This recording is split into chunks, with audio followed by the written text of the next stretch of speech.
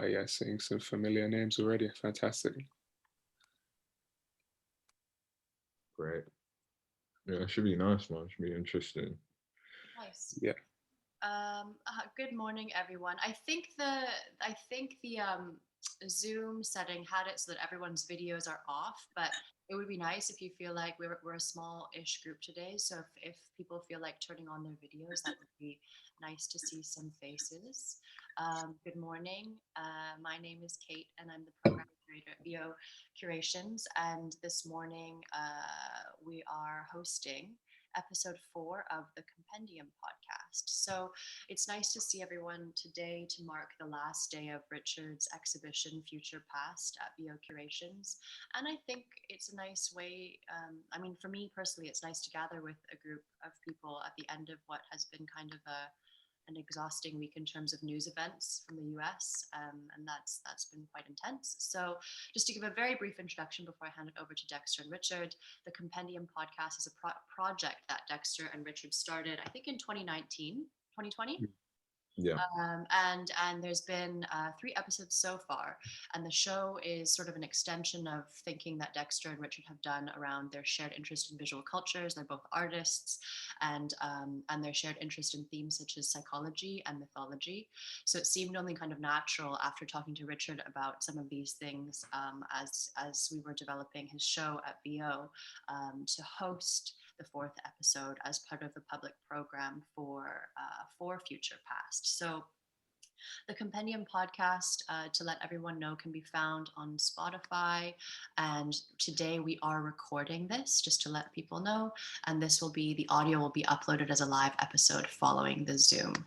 So I think that's it. Just one more point is that if anyone has questions following, Dexter and Richard will leave a few minutes at the end. And you can either raise your hand through the reactions button at the bottom, or if you feel like you want to, you can type a question into the chat, and Dexter and Richard will keep an eye on that as well. So switch hosts, over to Dexter and Richard now.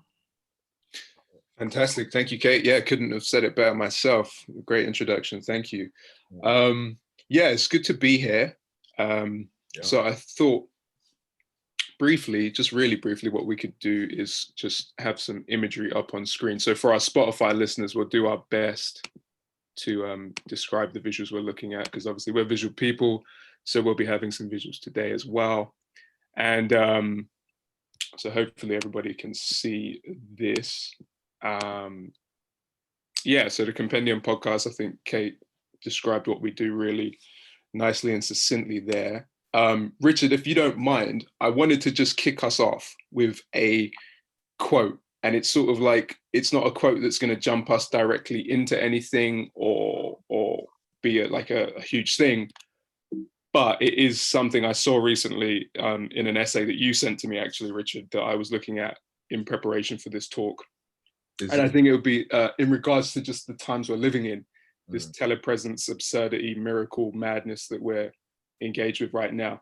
I think this is just a nice one for people to have in the back of their minds. And I think it might, tangentially tie into some of what we're going to talk about today. So I'll just read it briefly, and then we'll move past it and sort of just jump into some stuff. So ritual is a non-narrative form which literate man translated into a romantic narrative, and which electronic man translates back into ritual. And that's a quote by Marshall McLuhan. So I just want to put that in the back of people's minds and then move on into something briefly. So. Great, that's a good quote.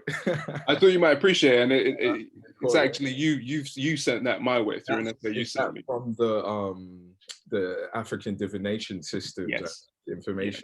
Yes. Yeah, Andre Krukamp essay. Yeah, so where that quote is from an essay. So is this essay written by, I think is he a French sociologist, anthropologist? I believe so. French Canadian, maybe. Yeah, so it's called, just for people, people in the audience and people on Spotify, it's called African Divination as Information Technology. Really good 21-page PDF on divination as a system of tech and information system. So worth reading if you're interested. Yeah, strongly recommend.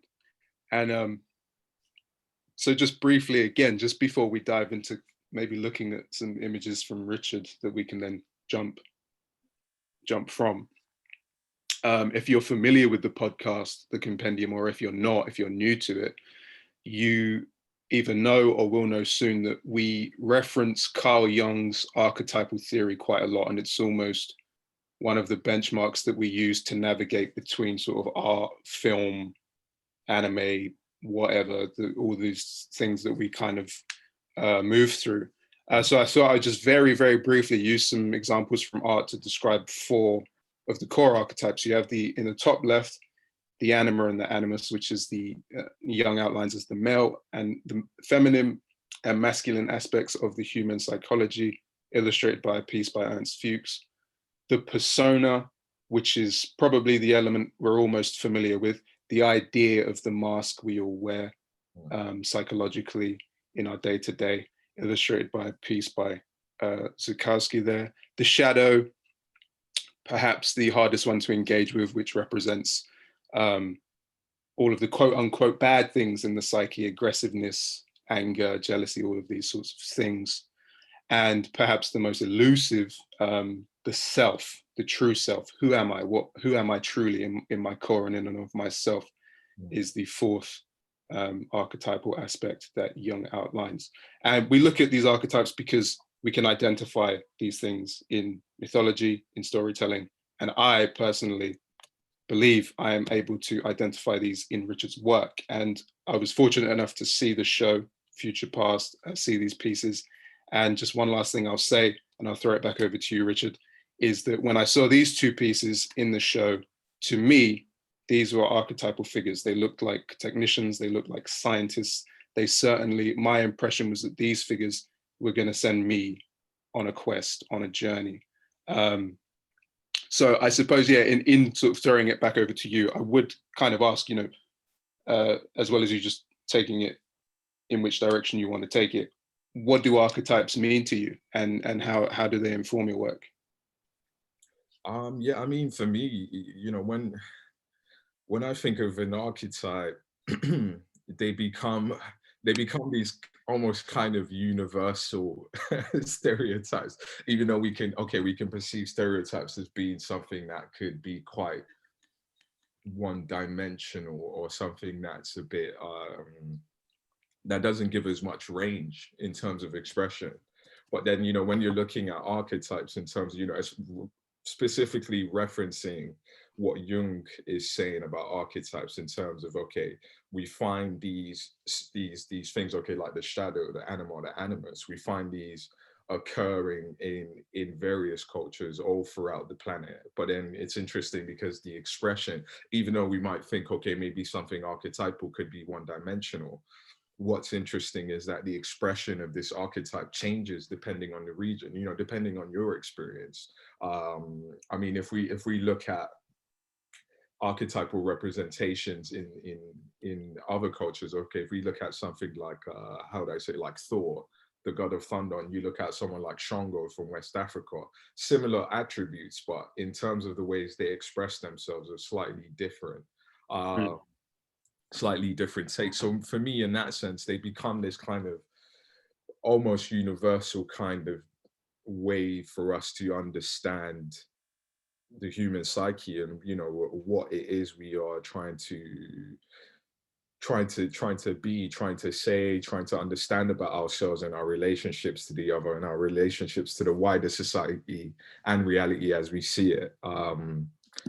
So for me, I guess with the work, it's a way of trying to process this archetypal understanding through my own sort of perspective, I'd say, Yeah, and I think that comes across really strongly. Yeah.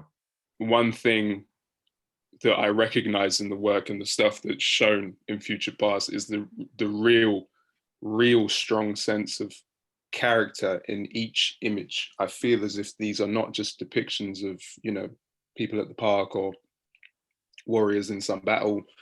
These to me, they're people, and they communicate through their appearance and through their, particularly through their actions, your figures are quite activated. They're doing things that aren't necessarily clear or evident, but they're certainly engaged in some form of often creation. Mm. The piece on the right is very interesting, Eshu's contemplation, because it appears that the figure is involved. Eshu, correct me if I'm wrong, Eshu is a Yoruba deity. Yeah, it's a trickster deity. Trickster, and also sort of like a direct line between the gods and man, right? Mm. Yeah, so this image has this sense of interaction between man, God, but also artist and viewer.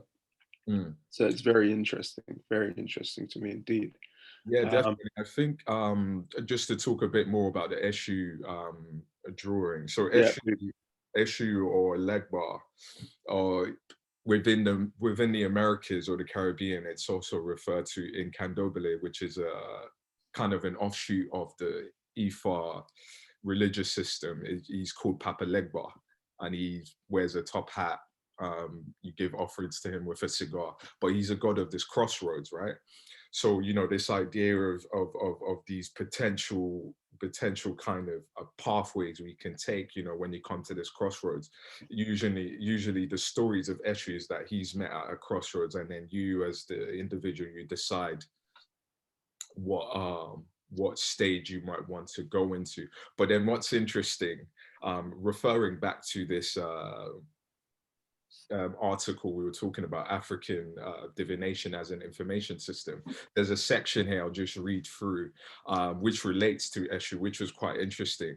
So in many divination systems, the random dynamic is represented as a trickster figure, a mischievous maverick whose role is to muddy perceptions.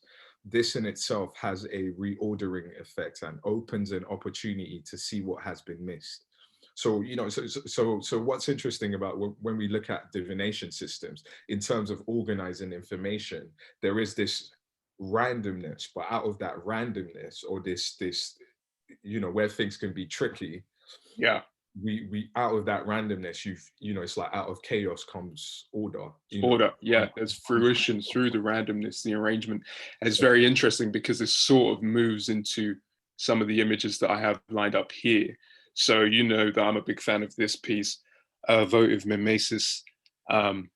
Fantastic, breaking the frame. I love that way this image breaks the frame. It really gets me every time. But one thing I'd see in your work a lot is objects that I perceive to pertain directly to divination. So again, looking at that essay by Krukamp, he speaks about collecting small divinational objects. And so, for example, something like the I Ching, you're using hexagrams. It's more of like a mathematic system. Well, actually, that's not true. There is a version of the I Ching which uses straws or long blades of grass. But particularly some African systems use very specific objects, and Krukamp even suggests collecting small things like little toys or little figurines that then become part of your votive process, your divination process. And so it's very interesting that you would point that out, because, you know, when I look at your work, I perceive a divination process. And I'll just jump to this image here, because I don't know if you noticed, but when I got to see the piece above, Siseda Owo, creating hands, I don't know if you noticed, but I was doing like a bit of this. I was like covering one eye, and then I don't know if you noticed, because what I was trying to do, I love this as a series. It's a fantastic series. But what I was trying to do was trying to see them one at a time in different orders, because immediately my perception of these objects is that this is almost functioning as like a tarot. Yeah. And obviously this is just my reading of the work. But I kind of see this in some of the drawings, especially stuff in your sketchbook over time. And I see this as almost like a tarot for artists. So it's like if you took these 4 pieces and changed their order, it's like, okay, well, how do you begin making? You could begin by carving. You could begin by polishing. You could begin by making impressions or holes in an object, and then follow the process that way. And it reminded me of Jodorowsky's The Holy Mountain, the scene where the protagonist is equipped essentially for a journey by being introduced to a series of tarot, rotating, revolving, so in this almost random way. And like you say, the order from chaos in that way. Yeah. It's interesting that you do point that out, because I you know, in making these images, you know, I was looking at, I was watching loads of videos of sort of sculptors creating work. So, you know, you looking at videos of people working in quite traditional methods. So this was how this series sort of sprang about. But it's interesting that you're kind of relating it back to this idea of a tarot. And, you know, even, you know, when we think of the tarot represents either the psychological or archetypal sort of significance, and this idea of preconceived sort of social roles and their relationships to each other. And it's interesting because how the tarot is read, depending on the sort of configuration of the cards or how they're placed, the relationship of those archetypes change, and they're ever evolving. So it's you know, yeah, it's an interesting one. You know, I guess looking at the works in that way and trying to even engage yourself in that process of trying to reorder or rearrange those works. I guess this is going to link back to when we start to talk about the role of the viewer and how the viewer starts to access the work itself, you know. Yeah, well, exactly. I mean, that's kind of what I'm thinking about now. The reason I kind of wanted to talk about the function of the viewer today was it sort of came to me while looking at these pieces, because they're so activated. You feel like a participant, and even with I suppose it's really to do with these hands. It's the sense of, I find it very intriguing here, the real focus on the hands, no faces. It's sometimes, in some cases, not even the rest of the body, but it makes you think, well, what's one's own application? And I suppose that's again, sequential narrative, I think, has that power. Yeah. And I know that you're very much into sequential narrative. I'm very much into sequential narrative. We're both into animation, film, but I think one idea that I also try to approach in my own work, and I definitely know you're approaching in your work, is this idea that sequence can be evoked by a static image, or particularly a collection of static images.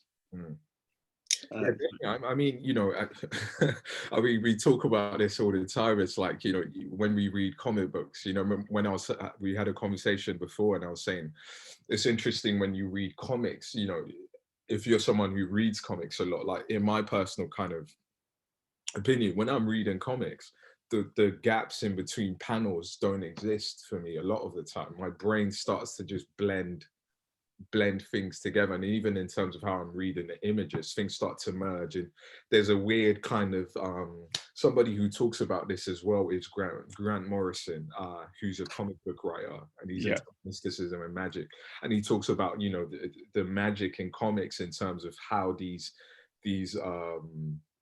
transitory states in between a panel start to disappear, and there's an interesting process happening in the mind where we're putting these images together, and there's almost this seamless kind of quality when we're reading, you know, when you're reading comics or manga or, you know, any sort of media like that, you know.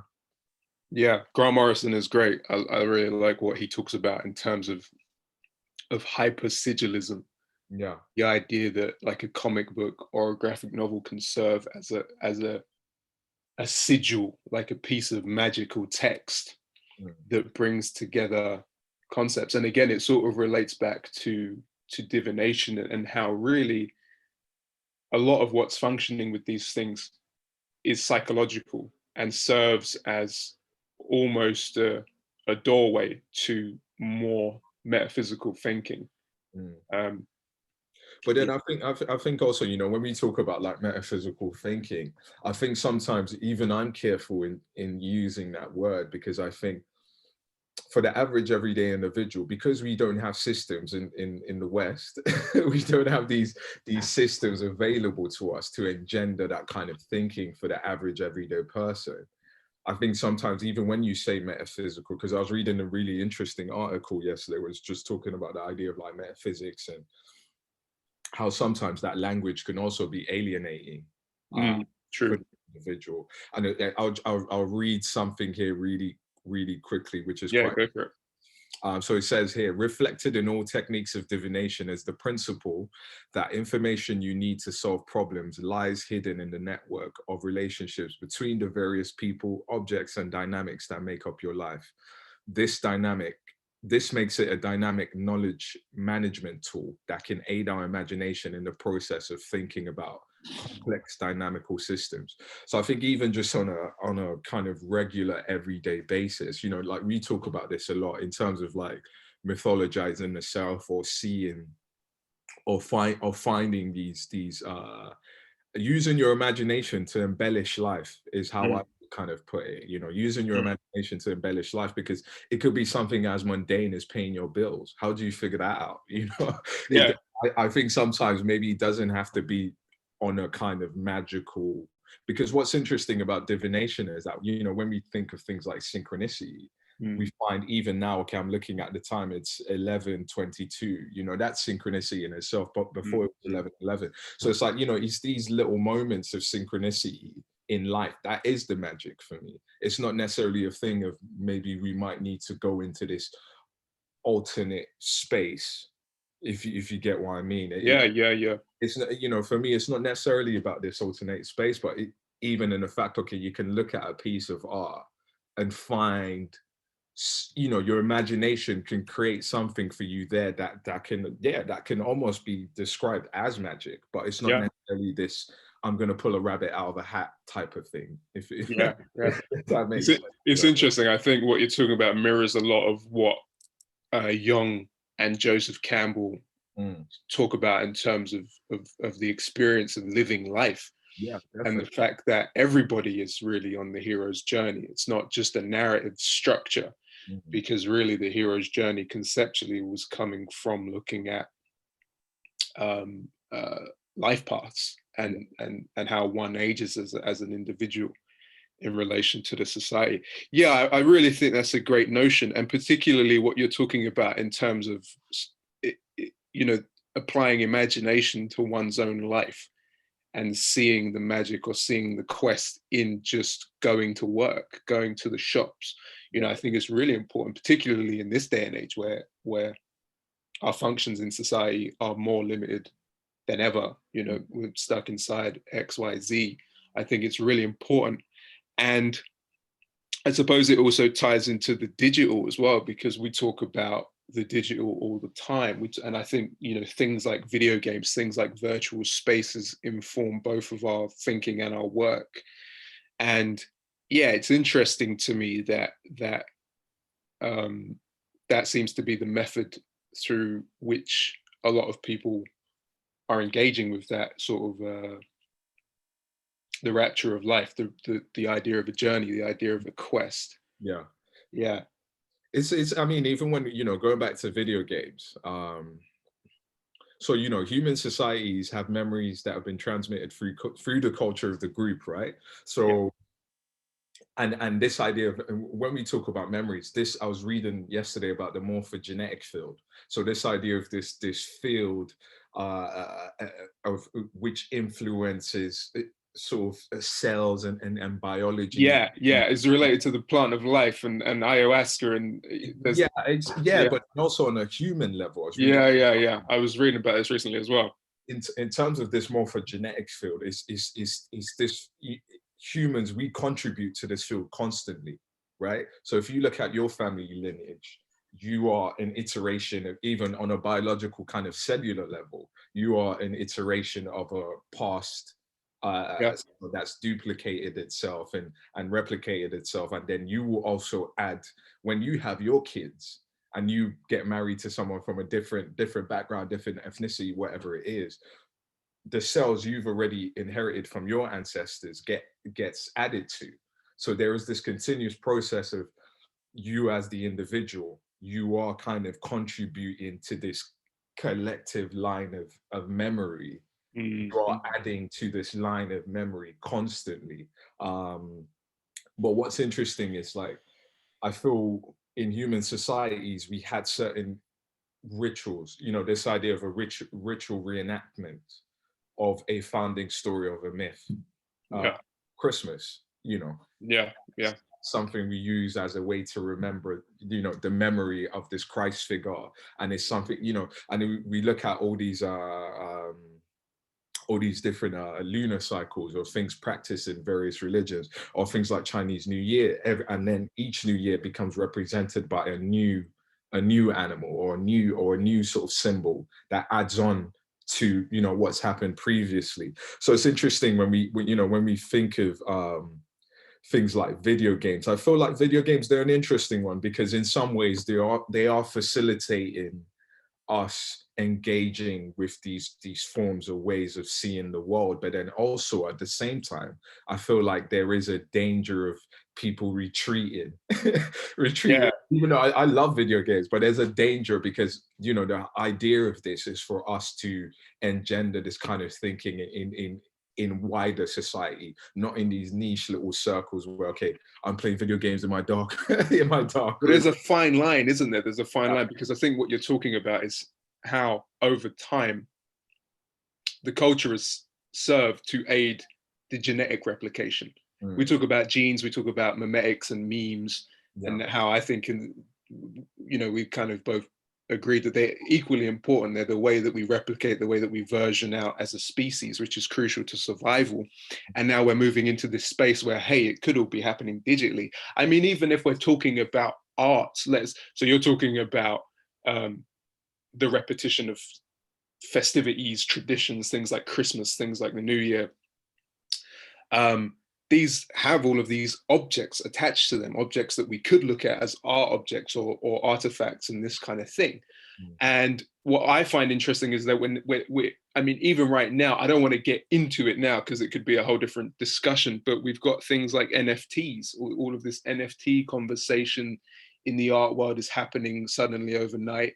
And it seems to me to be an indication of the whole society sort of saying, well, our society, at least I speak for, sort of looking at all of these art objects that we create, these mimetic things that assist our genetic propagation, and we're looking at them and they're like, well, maybe they all just need to become digital. And I think it does tie into what you're saying about the retreat. Is there a risk that we're just retreating into virtuality, digital spaces, because it feels safer, or is it actually necessary or crucial? Is a balance there? I think there's a lot of questions that need to be probed. It's an interesting one. We kind of talked about, you know, the digital sphere in earlier episodes, and the kind of dangers in terms of like digital narratives or things becoming digitized. Because for me, you know, I mean, I'm looking at loads of artifacts, old objects. These things have existed for decades, you know, for hundreds and hundreds of years. And the fear I have with digitized information is that all it takes is electricity grids go out. One solar flare. You know, yeah, literally. Yeah, one EMP and it's all gone. All that information's gone, you know. So I think it's an impermanence, there has to be a kind of balance in terms of, okay, NFTs are interesting. Definitely, they're interesting. They're creating a new way of experiencing artwork. But then it's like, I think the physical, the analog is still also very key, because you know, going back to Jung, Western society, most especially, there's a big danger because there's the divorce from these systems, right? And if we look at things like colonialism, post-colonialism, because of all that's transpired throughout history, all these ritualistic systems, divination systems, we haven't even utilized them to their fullest capacity. You know, I remember there was an article, I remember reading an article, I can't remember the name of the guy precisely, but it was this a Nigerian scientist, but I think he's US based, and he had created an app trying to link EFA divination with algorithms. And you to have this kind of personal divination app you can kind of you sent me a video last night, didn't you, looking at how African divination systems in fact created some of the mathematic basis for what we could look at as algorithms. And I think that might have to be what we talk about in the next episode. Definitely, because we wanted to do the algo seance kind of thing, looking at how digital systems have taken on this almost spiritual quality. You know, see, we're coming back to the quote at the beginning, right? Where you've got people moving into this space where their religious practices are becoming tied to technology. So I think definitely that's almost definitely gonna be the topic of conversation in the next episode. We can be looking at that relationship, divination system, religious, spiritual systems, mathematics and technology. And I mean, even within that, I think it'll be interesting to even talk about. I mean, you see a lot of sort of like almost religious dogma online, in terms of people following particular narratives, geared in ways that big time. I'd say like, big time. Social media is a form of a religion. You have these leaders, or you can almost kind of call them religious leaders, who present particular types of information to a particular audience, and there's almost sort of like, okay, I share, if you're not sharing an infographic, or if you're not doing this particular thing, propagation. You know, so it's definitely, I think it'd be good to talk about, because it's an interesting one. Because like I say, you know, the human brain, the psychology, you know, when we're talking about this idea of the morphogenetic field, or archetypes, when we talk about archetypes, morphogenetic theory, psychologically and biologically, there are already systems within the human being that will play out the same. You know, in terms of the thinking and how we behave, in terms of human behavior, we want to be in a group, we want to be in a collective. Sometimes because we've gone through human civilization, having these religious leaders, kings, queens, whatever, these figures who we kind of place responsibility on to serve a particular function, right? Even in this kind of digital sphere, we're still doing similar things. We're essentially doing the same thing, where you have this one figure, it's like, oh, this person spoke the truth, so you know, they were the chosen one, or they were the hero. And I think it swings back around to the archetypal theory. That I think the reason that theory is so appealing is because it does sort of line up with a lot of what societies and cultures have done over time and across space, across places. So I don't think you're wrong at all. I think you're totally right. I think we look for these things digitally, and because it's digital, we get into this headspace of it being new. But it's what isn't new is the oldest computer in the world, which is the brain. That still is functioning the same way. That's still looking for a hero, a villain. Yeah, definitely. And I mean, we live vicariously through people we follow. I'll just talk about Instagram. You know, when we talk about Instagram, you see people, you go on celebrities' pages or whatever. People, we live vicariously through these figures. These people become archetypal kind of representations for us. We superimpose this archetype. We project onto them. So, you know, going back to this idea of all these systems within human thinking are not new. They are not new. It's not new for us to have this figure of like, oh, we put all praise on, and celebrity culture, you know, it's like, we had religious leaders ordained by the deities and all that kind of stuff. But now we have these leaders or public figures ordained by who? The wider mainstream culture. So it's interesting. We are still doing a similar process, but then almost in a way where we can say, I don't know, personally, I would say things like celebrity culture are kind of like the reverse of that situation, where you have this kind of, you know, religiously ordained figure who controls the society or whatever. So it's just interesting how we're kind of, you know, and it goes back to what the work is trying to do. You know, all these things are not new. It's me just trying to say, like, look, we've been doing this stuff for a long time. It's all in there, but it's finding ways to extract it. And, you know, in extracting it, also being observant of it. And so when you encounter it again, in terms of how you process that situation, information, or experience, there is a much better kind of, you know, understanding of it, essentially. Yeah. And I think that's one of the benefits of what I would argue artwork in general, but it's sort of like we're kind of coming back around to the function of the viewer. And I think you really raise a good point, because you've got images flashing in my mind now. For example, if you're watching an Instagram story of somebody's holiday, it is a vicarious experience of the quest, Like the going on holiday is the Odyssey, you know, it's like, it's the hero's journey. You're going to this foreign land, madness is going to happen, you're with your boys, and it's a journey. So you've got the little team and all of these kind of things. And then, but most people's experience of a holiday, and this isn't anyone, this is most of us by virtue of how the tech works, most of your experience of a holiday now is seeing other people's holidays on stories, because you can only go abroad so many times in a year, but everyone can post all their holidays all the time. So it's to me that, but there's a limitation to that by just observing what other people are doing through the vector. Because as a vector, social media, I was thinking about this the other day, I was thinking about old websites. I was thinking about how in the 90s and the early noughties, every website had a different layout. Every website was a different configuration, a different interaction. Yeah. But now social media, it's all, Facebook does all of the UI and all of the design for every, or the three major apps really. So we all have the same vector. We all go through the same tunnel to see a journey, to see a holiday.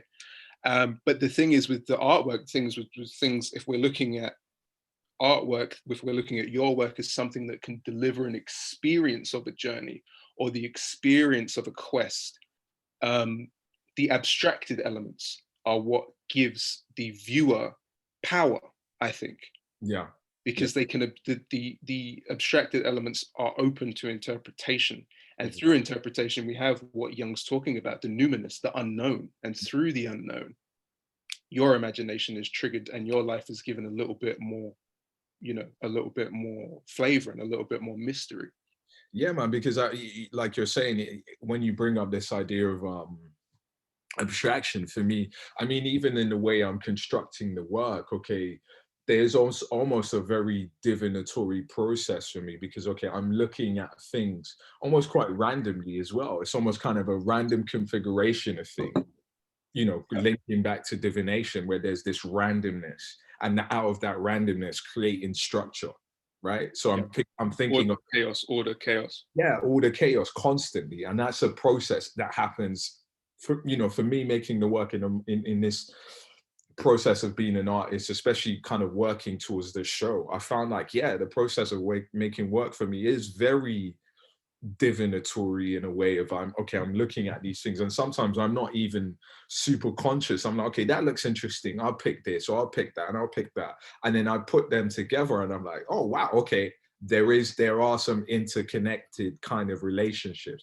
And it even, you know, I've been talking about this for quite a while, you know, commonality and shared values, you know, even just on a kind of human level. I mean, look at what's been happening recently in the media, you know, on a kind of human level, in terms of the connection, in terms of commonality across cultures, and how we can see these perceived values we can all kind of share and engage with, and find like, okay, look, this person looks different for me, but there is some, you know, we could touch base on this, you know, we can touch base on it. And then also the work is engendering this kind of free association, you know, because I think for me as an artist, I'm not there to impose my opinion, even though in terms of, okay, how Western art is viewed and how the canon of Western art is largely being, okay, yeah, we started off with maybe the church commissioning artists to impose their views, and then go on to the individual artist who's like, yeah, this is my work and it's about what I want to say in this particular thing. But then for me, in looking into, you know, divination systems, what a shaman does, what like a Sangoma would do, you know, they are functioning to help the viewer. So for me, I'm seeing the work I'm making, yes, you know, I'm bringing my ideas and the individual me and my perspective into the work, but then at some level I think it's very important to create a space for the viewer to really kind of delve into this work and create, and you know, I'll read a few things actually just to help me go for it. This point a bit better. So the viewer actively engaging with the work and finding access points. So this idea of free association links back to divination, and this idea of, okay, symbolic objects allow us to see the variables simultaneously and potential relationships between these variables. So, and also, you know, this idea of multiple points of view and interpretations Yeah. complex change in relationships in non-linear, complex, dynamical systems. And this idea of an impermanence, because every time you do come to the work, you might view it differently depending on, you know, your experience of that day, or you might have read up on something and then, you know, it elicits another understanding for you. So Yeah, it's, exactly.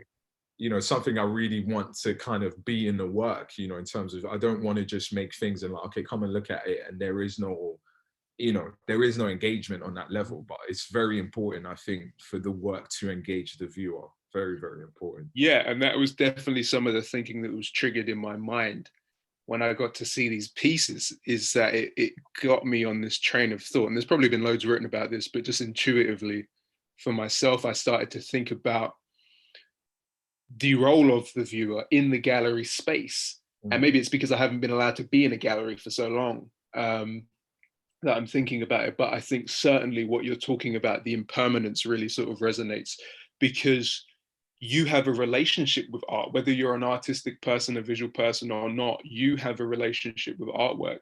And every time, as you grow, as you develop, as you learn, or as you regress, you will have a different relationship with the same piece of art. So two things really is that even a static artwork has this temporal relationship with potentially every individual in the society, but it also has this interactive element where it is activated in that way. So yeah, it's very interesting. And I had that question with contemporary art and contemporary gallery spaces. Can we perceive the protagonist of artworks to be the viewer? Like, is it us? And maybe we are the central. That's why I really like this creating hands image, because it's almost an absence of character in contrast to some of your other pieces. And it really, you feel as if you are have more of a central role to play in the actual work itself. I think it's really interesting. I think it's a big thing for us. I think it's something that I'd like to do more with the compendium moving forward, is to have an additional level of participation and conversation, because you know, I'm just a person trying to learn about the world. So other people's inputs, I think, are invaluable, really, in regards to that. Yeah, definitely. You know, I think it's important, and you know, like I was saying earlier, I don't. I mean, even though we've had it in our ancient past, but I don't subscribe to the idea of putting all responsibility onto this figure. You know, even the artist, like, yeah, okay, cool, I'm the artist, I'm going to make a piece of work, and the viewer can come and engage with it. But the viewer also has a responsibility to, you know, really access that piece. And it's, you know, I mean, that's why I love Jodorowsky, because he puts it back on the viewer. Yeah, he's actively making you work. For you. Yeah, it's not for him, it's for you. For you, it's not for me, you know. and in antiquity, I mean, a lot of art across the globe from the past, the things we look at as art objects or artifacts, were functional objects. They were designed for the person viewing or holding the object to do something, to feel something that was functional, not just, oh, it's, you know, it's art, it's, oh, lovely gallery, great, I can say I saw it, or I can post it on my Instagram or whatever. It's like, no, there's a functionality to some of these objects. And I know in my own practice, I'm trying to scratch the surface and figure out, well, how do you do that? Because obviously it's a tech, it's a science, you know, as well as an art. Yeah, it's interesting, very interesting stuff. Tricky one. And I think even just in my research from looking at these ancient cultures, I think if you're really interested and invested in doing that within the work, it will come through. And this is why, you know, this is why I subscribe to this idea of this morphogenetic field, because I feel like for you to even want to be an artist already it's such a precarious kind of career path. I mean, you're going on the left path, and we're going back to Eshu and the crossroads. You know, you're going it's a path filled of chaos. Oh, exactly, it's a path of chaos. So even, you know, I think if you do really kind of want to be an artist, you know, and if you're interested in things like this, obviously not everyone's art is going to function in this way. That's just a given. But I think for those of us interested in making work in this way, it will reveal itself to you. You know, even though I don't know, that sounds a bit metaphysical and woo-woo, but no, I think that's Or maybe a little bit, yeah. But kind of everything we say does sound a bit like that, doesn't it? But I still think that's good. Yeah, Good advice. I think that's a nice takeaway, and I think definitely something to meditate on. It's, yeah. And it's those little synchronicities, like I said, it's those little moments in life, and those little moments between order and chaos while you're making work. That's when you find those connections. And you're like, wow, okay, boom, that works. This is interesting. That's gonna be, So yeah, like I said, the magic for me, or metaphysics for me, isn't necessarily this like consciousness altering thing, or this thing of like, oh wow, I'm gonna see entities, or I'm gonna be in this alternative space and everything's floating and stuff. No, it's like in the little intricacies of reality. I think a very sober outlook. I think it's one that's it's something I've come to realize as I've been kind of delving into this subject, is that it's in the little intricacies of life. It's not necessarily in this kind of like, these moments, like I was saying. And that's why I think a vast majority of us miss it, because we think it has to be this otherworldly experience. Yeah. Well, that's what Joseph Campbell says about eternity, doesn't he? I heard him talking about eternity. People think eternity is a long way away, but actually it's right now. Yeah. It's this moment. So yeah, it's very interesting. You can miss it. Blink and you'll miss it, I think, for sure. Definitely. Amazing. I think in the interest of time, if it's okay with you, maybe we can open up the floor to some questions. Yeah, go on. Yeah. So thank you for everybody who's joined us. If anybody does have any questions, please feel free to unmute yourself or to post a message into the chat, and I will do my best to... Let's quickly talk about, go on Stilly and we missed this. Sure, go for it. We were going to talk about like this idea of like sequential narrative. Of course. And sequences, this idea of a sequence or a sequence of events isn't, like we were saying earlier, isn't necessarily new. So right here we have a stele which depicts Amos receiving offerings from his son, and then we've got a Jodorowsky image from a comic book series he did called Meta Barons. So in both images there is this kind of process or offering system between father and son. And that, this is something we see, hundreds and hundreds of years later. Jodorowsky is engaging with a similar concept in a sequential format, whereas the stele, you see the same sequential in terms of logograms and text. Then you actually have the actual image underneath. So there's a very similar, even in terms of the structure.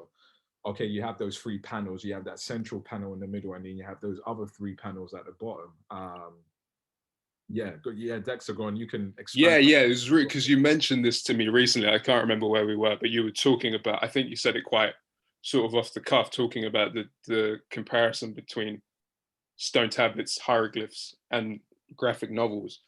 And that sort of stuck in my mind, because in one way it's a really obvious connection, but in another way it's quite a nuanced one, because one sort of has to ask, how the hell does a format essentially stay the same for so many thousands of years? Because like you're saying, it's all there. Logotype, figuration, layout, all of these things stay. And I've got a little bit of a design background as well, so I'm very interested in the interplay between image, particularly figurative image, and text, as well as dividers. Because even if you look at the stele on the left, they've got the panel lines. They very deliberately creating lines between the logotype and the pictographic text objects, and frame then the figurative interaction. And you look at, the more I look at these 2 pieces, the more they blur, the lines blur between them. Not just because of the subject matter, the father and the son, but I mean that you could also say something about that, the idea that certain narrative qualities retain their relevance over time, the idea of a ritualistic interaction between father and son has always been depicted and isn't going away. So it ties back to what we were talking about, sequence, archetypal things, the way they're all interconnected. And I think yeah, one thing I would sort of argue for is for people to be more aware of how things like graphic novels, conceptually not new at all. The notion of it, the practice of it, really ancient, and so ancient that you could argue that it's actually all in here. It's all ingrained in the psyche on some level. Field, man. It's the morphogenetic field, dude. Yeah, Because for yeah, me, yeah, yeah. if I look at a stele, or if we look at things like a Mayan codice, yeah. So you have like Mayan codices, which were found by the Spanish, and there are all these depictions of different actions separated in panels. So for me, if we go back to this theory of the morphogenetic field, and then we talk about, okay, each line in this lineage adds to this idea, right? Okay, so comics, we've been adding to this idea of a tablet or a stele, and it's now become a comic book. Yeah. You get what I'm saying? Yeah. We constantly added. So we've developed this earlier language, which was a stone tablet, to now become a panel page in a book, right? So for me, it's all in the same line, And I think also it's just having that openness, like you were saying, to see these connections. And I think that openness is something that is in everything. Race, gender, society. Yeah, it's been beneficial for me because seeing these links has reinvigorated my interest in a lot of things. A lot of things that I thought maybe I didn't have the capacity to engage with or whatever. It's reinvigorated by identifying these connections and like you're saying, seeing the lineage of certain human behaviors. Because this is a visual system that's just developed through each individual adding an element. Okay, someone's like, okay, go, I'll do stone tablets. A couple hundred years later, someone's like, okay, maybe if I drew this on paper, or if we look at Asia, maybe I use a woodblock print and create a book. And when we look at woodblock prints or books in Japan, the paneling system is super evident, and you can see how something like woodblock prints lead on to things like manga. It's just super evident. Yeah. And it's interesting how this sequential in terms of, it's an archetypal way of storytelling, is the sequential narrative, the grid of images. That's very interesting to me, the way that seems to be just intrinsic to the human animal. Like we've always gravitated towards it, and across cultures it seems to be almost everywhere. And yeah, it's very interesting. It's very interesting. I think it's something that informs your work. I think it's something that I think will continue to inform my work. So definitely something we'll be talking about in the next episode. Yeah. So yeah.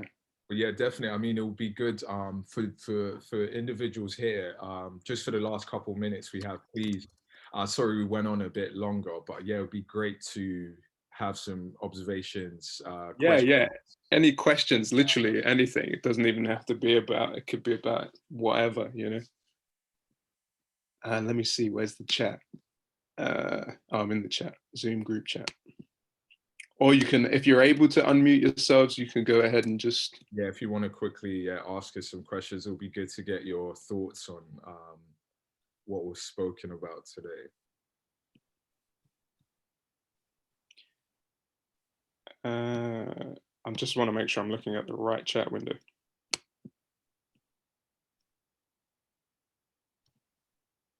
Yeah, I think you are. So V.O Curations has raised their hand. Hi, it's Kate. I have a quick question. What was the text that you mentioned at the beginning on African divination and technology? So it's African divination as information technology. What's the name of the guy again, Dexter? His name is Andre Krukamp. Krukamp, yeah. And Krukamp is CROUCAMP.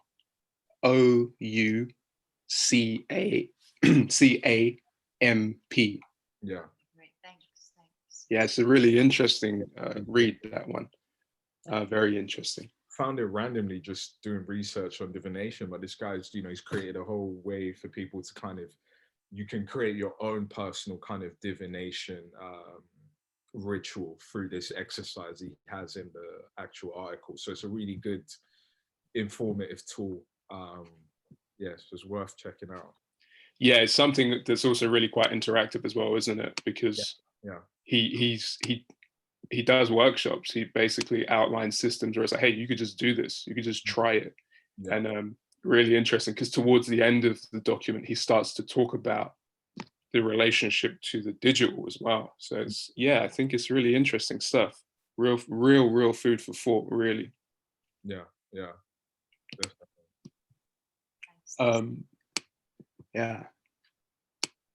Thanks for the question. Okay. So we got about 3 more minutes if anyone's would like to ask a question. If not, that's all good.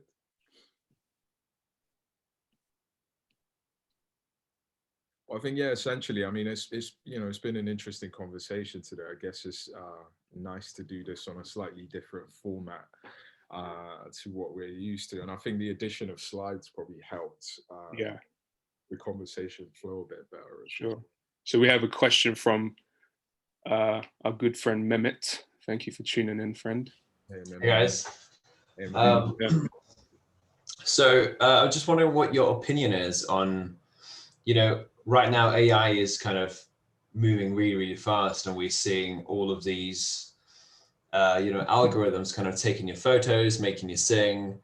We're seeing like deep AI, creating imitations of Putin and all of these world leaders. And, a discussion that I often have with my girlfriend, and she's a senior designer, is, soon you're not going to need to look at or source stock imagery. You're just going to type what you want to an AI, and it's just going to generate the perfect photo, the perfect stock image that you want. And I'm just wondering, what do you guys think about how fast AI is moving and how much is creating these imitations of, real life photos and beings, and how much that's actually going to take away from, creating imagery that is kind of fine-tuned with human emotion? Yeah, I think that's a really good question. I'll answer it really briefly by saying, because this again could be another 2 hours of conversation, but it's a great question. I'll say very briefly, I think we're in a house of mirrors as a society. And I think I heard the term recently, reality war. We're in a war for defining reality because there's such a risk of everything being fake right now. I think that's where we're at. We're all soldiers in this reality war. And one of the ways that you can maybe guard yourself or protect yourself is to have a proper relationship, I think, with art, because that is something that isn't so easily faked. Yeah, absolutely. Thanks. Yeah, I agree with that.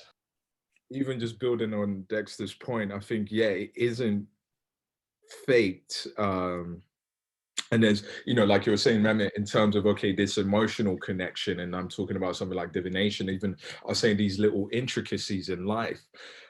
I don't think humans, we're not ready for AI. We're not ready for it. We are not ready. We're so not ready, because I think it's like, we haven't even solved issues with like racial bias and gender bias. We're not ready for a machine that's going to think 10 times faster than we do. We're going to bug out, we're going to go crazy, because it's like, I mean, even in terms of like, okay, if this machine can produce art to a certain standard, what then happens to people who are trying to get good at drawing and how are you going to feel about that? Like I said, we're not ready for AI. Like, I think we're moving a bit too fast, because it's also a thing of like, we haven't even solved the issues in terms of information, because we even divination as a system, we can't even use it properly. And then we're realizing like, okay, the mathematical system within divination is something that is applicable to algorithms, AI, but we don't even have a good understanding of something that was created by the human brain. And then we want to superimpose that on this mechanical digital thing. The chaotic forces are unfurling, I think, in regards to that. We're in for some trouble. Yeah. It sounds pessimistic, but I don't think there's any positive answer. It's all about how the individual equips themselves and prepares themselves psychologically to deal with this reality we're in and moving through. Yeah, definitely. I don't know, maybe I love tech and AI, I'm into sci-fi and all that stuff, but yeah, I see the dangers in it. Go read, for anyone in the audience, Ghost in the Shell, Volume 1, Masamune Shirow. Yeah.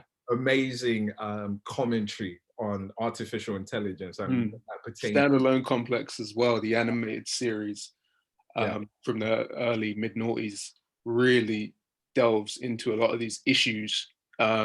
Quite prescient, actually. I think deals with a lot of fake imagery being beamed into people's eyes and that sort of thing. So yeah, that's definitely check out Ghost in the Shell for sure. Great. Nice one. Yeah, thanks. Great question, Mehmet. Thank you.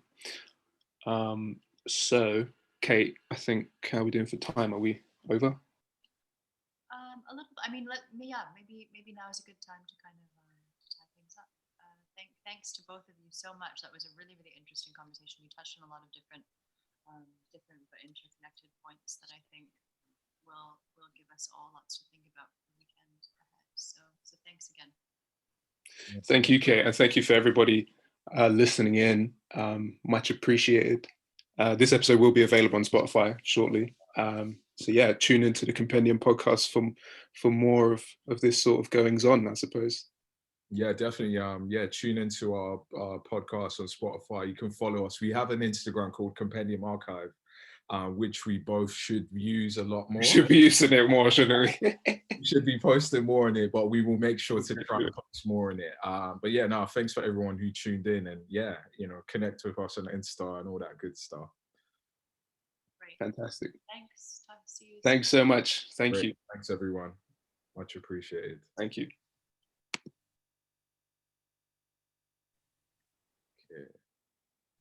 Yeah, I guess, we can just leave the meeting. Okay. Yeah, nice one, man. All right, nice one. Thanks, Dex. Yeah, I'll speak to you soon, dude. Awesome. Brilliant. Peace, bro.